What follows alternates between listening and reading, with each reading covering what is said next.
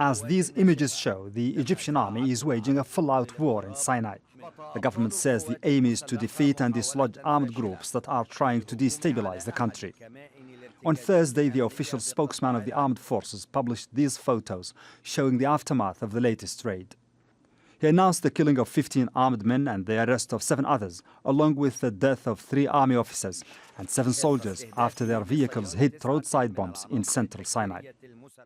The announcement says the army has destroyed 2 stockpiles of highly explosive TNT, 55 gallons of ammonium nitrates, a large number of explosive devices intended for use, a number of medical devices, subsistence items for the armed group, and equipment used for surveillance. The armed groups, some of whom are affiliated with ISIL, have been increasing attacks against security forces in the area since 2013.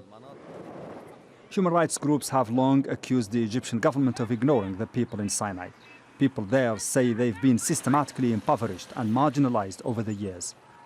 Al Jazeera's Middle East analyst suggests the government is using the operation in Sinai as an excuse to crack down on opposition. The environment was deliberately made for such groups to rise in Sinai to justify what was happening in the Egyptian valley. Sinai have been always the main story in Egypt, whereas the stories happening in the valley were the side stories deliberately made up to distract the attention from what is going to happen in Sinai. Sinai is being prepared to be the alternative home for the Palestinian refugees.